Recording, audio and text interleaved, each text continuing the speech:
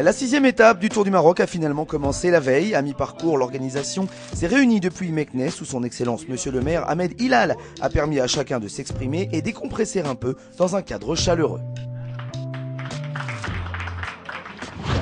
Un nouveau jour s'ouvre sur le Tour du Maroc cycliste, 6e étape aujourd'hui entre cette ville magnifique ici de Ouezane et Tétouan. C'est la dernière étape de montagne. Encore une fois, nous avons eu l'occasion de faire le chemin à l'inverse pour rejoindre ici le départ. Ça va être extrêmement compliqué parce que tout simplement il y a énormément de vallonnements, de grosses montées et des descentes. Est-ce que Dean Popgornik va garder son maillot jaune? En cas de succès, ça voudrait dire tout simplement qu'il se retrouverait avec le jaune sans doute à Casablanca. Dans le cas contraire, eh bien on aurait une fin de tour exaltante, passionnante jusqu'au bout. On file sur le départ et on se retrouve dans quelques heures pour faire le point.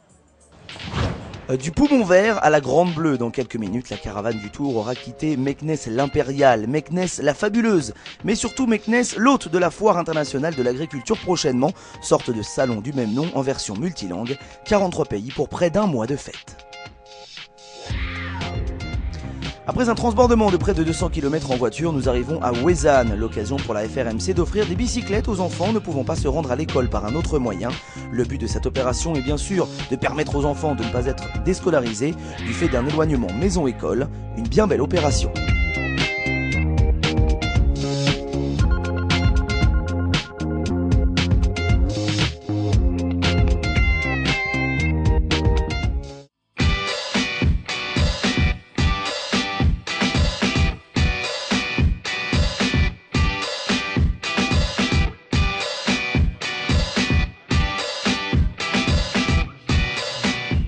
Sportivement, il y a beaucoup à gagner et beaucoup à perdre sur cette 6e étape. Avant l'arrivée sur les plaines, certains vont donc attaquer, c'est ce que confirme le camp français. On va essayer d'aller dans les coups, il y a quelques coureurs qui sont en forme. Gagner, oui, on va essayer.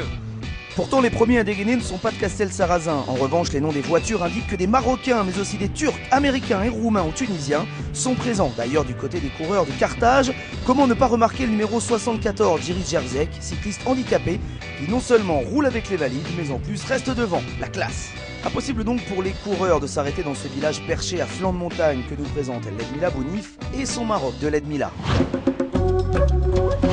Chefchaouen, la Belle Bleue. Dans cette ville sainte au sud de Tétouan, il n'est pas difficile de s'abandonner dans ces ruelles grimpantes et colorées. Ici règne une incroyable atmosphère de paix et de sérénité.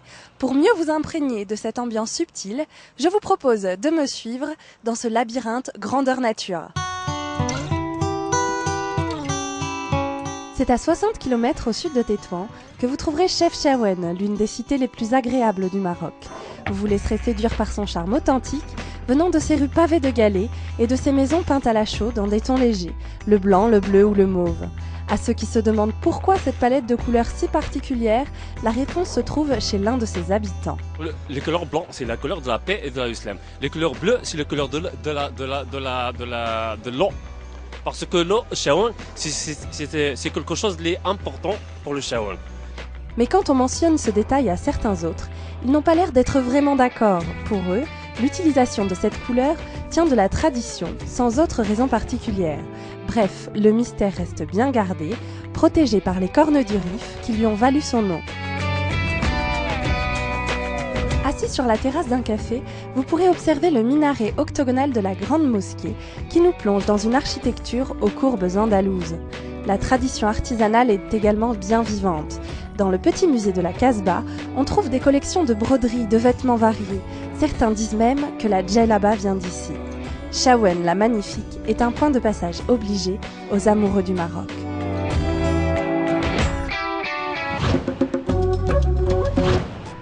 Les kilomètres défilent, les minutes d'écart s'accélèrent finalement. C'est avec 4 minutes d'avance que l'échappée passe le dernier col et les dernières difficultés de la journée. Dans le peloton, personne n'est inquiet. La Loborica roule quand même de plus en plus vite. 5 minutes ensuite, c'est le dernier écart avant le début du Money Time. Depuis la voiture de presse, chaque passage de l'ardoisier permet d'étoffer notre culture d'onomatopée. Ah, oh, ouh, finalement les écarts fondent. 30 km, plus que 2 minutes. Mais surprise, un peu plus tard, les Marocains pourtant en supériorité numérique ne s'entendent pas et laissent finalement filer le 124 Georgi Georgiev s'imposer en individuel. Victoire d'étape pour le Turc de la Brise à Port. Popgornik reste en jaune. À demain.